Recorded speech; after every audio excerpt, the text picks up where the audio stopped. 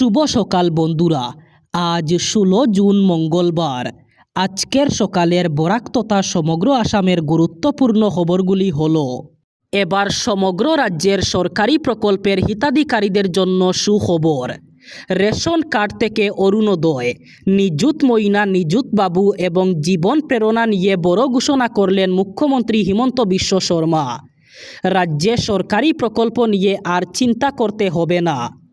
রাজ্যের সব সরকারি প্রকল্প আগস্ট মাস থেকে আবার শুরু হতে চলেছে। আগস্ট মাস থেকে পাওয়া যাবে রেশনের সব সামগ্রী। ডাল, চিনি, লবণ সকল হিতাধিকারীরা পেয়ে যাবেন বিনামূল্যে। প্রতিশ্রুতি মতোই প্রতিশ্রুতি পূরণ করবে হিমন্ত বিশ্ব শর্মার সরকার। জুলাইয়ে বাজেট অধিবেশনে দাখিল করা হবে পূর্ণাঙ্গ বাজেট। 6 জুলাই থেকে আরম্ভ হবে অসম বিধানসভার অধিবেশন। এবার সব মহিলারা লাভ করবেন অরুণোদয় প্রকল্পের টাকা। নিযুত ময়নার মাধ্যমে ছাত্রীরা পাবেন টাকা। নিযুত বাবু প্রকল্পের মাধ্যমে ছাত্ররা পাবেন টাকা। আগামী 2-3 আগস্টের মধ্যে অরুণোদয় প্রকল্পের হিতাধিকারীরা টাকা পেয়ে যাবেন বলে জানিয়েছেন মুখ্যমন্ত্রী। দেশে মূল্যবৃদ্ধির মধ্যেই এবার স্বস্তির খবর। কমতে চলেছে পেট্রোল, ডিজেল এবং রান্নার গ্যাসের দাম। আসছে ভালো খবর।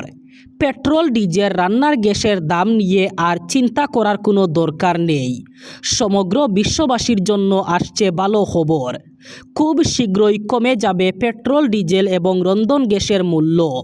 মূল্যবৃদ্ধি থেকে পরিত্রাণ পাবেন ভারতবাসী। ইরান আমেরিকার যুদ্ধ সমাপ্তি হওয়ার সঙ্গে সঙ্গেই আশার আলো। মধ্যপ্রাচ্যে যুদ্ধের প্রভাবে বৃদ্ধি পেয়েছিল পেট্রোল, ডিজেলের দাম। হরমুজ প্রণালী বন্ধ হয়ে থাকার কারণে বৃদ্ধি পেয়েছিল রান্নার গ্যাসের মূল্য। কিন্তু 100 দিনের যুদ্ধের অন্তত সম্পন্ন ইরান আমেরিকার শান্তি চুক্তি। এই বুঝাবুঝির মাধ্যমেই আসতে চলেছে ভালো খবর। আগামী 1 থেকে 3 জুলাই এক গুরুত্বপূর্ণ দিন হতে পারে অসমের জন্য। এমনই ঘোষণা করেছেন মুখ্যমন্ত্রী হিমন্ত বিশ্ব শর্মা।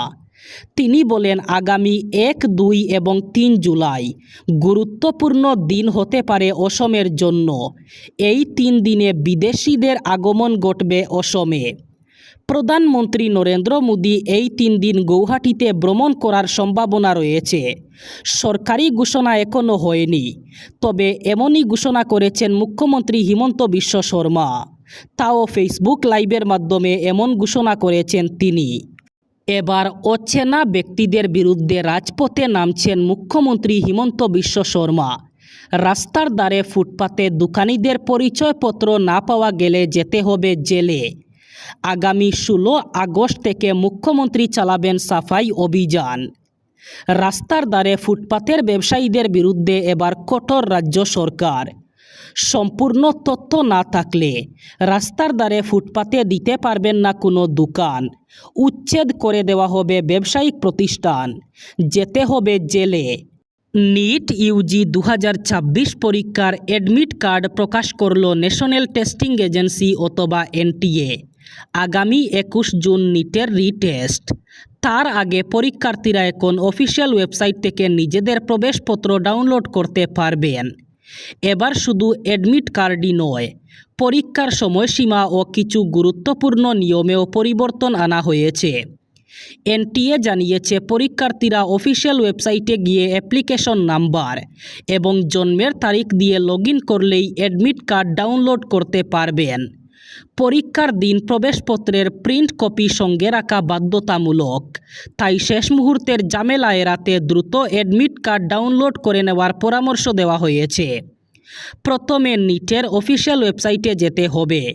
সেখানে নিট ইউজি 2026 অ্যাডমিট কার্ডের লিঙ্কে ক্লিক করতে হবে।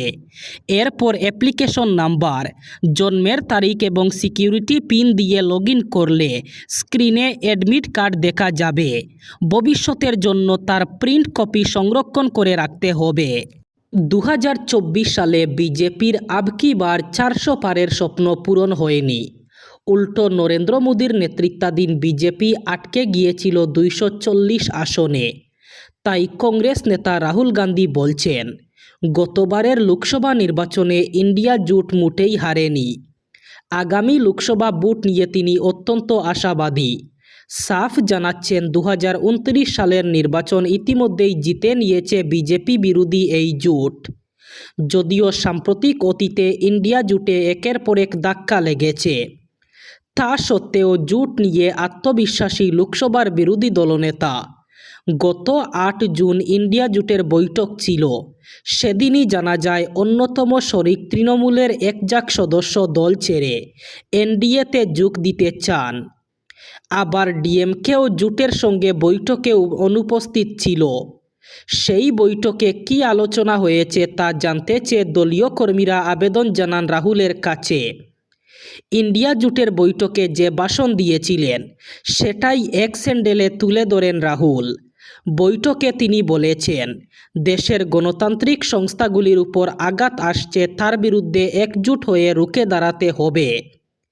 নিজের ভাষণ মনে করিয়ে দিয়ে রাহুল এক স্যান্ডেলে লিখেছেন, আবারও মনে করিয়ে দিতে চাই 2024 সালের নির্বাচনে আমরা মোটেই হারিনি এবং 2029 সালের আগামী নির্বাচন ইতিমধ্যেই জিতে গিয়েছি আমরা। এখন গোটা দেশ ভাবছে যে ভারতের আত্মা বিপন্ন, সংস্থাগুলি দখল হয়ে যাচ্ছে। গত ফেব্রুয়ারি মাস থেকে শুরু হয়েছে সংঘাত। ইরান, ইসরায়েল, আমেরিকার সংঘর্ষ যত তীব্র হয়েছে ততই সংকটে পড়েছে বিশ্ব। ইরান হরমুজ প্রণালীতে জাহাজ যাতায়াতে বন্ধ করার পর থেকে মাথায় হাত পড়ে যায় বহু দেশের। সারা বিশ্বেই কম বেশি তৈল সংকট শুরু হয়। এবার সেই সংকট ঘুচবে। ইরানের সঙ্গে শান্তি চুক্তি নিয়ে বড় ঘোষণা করলেন মার্কিন প্রেসিডেন্ট ডোনাল্ড ট্রাম্প।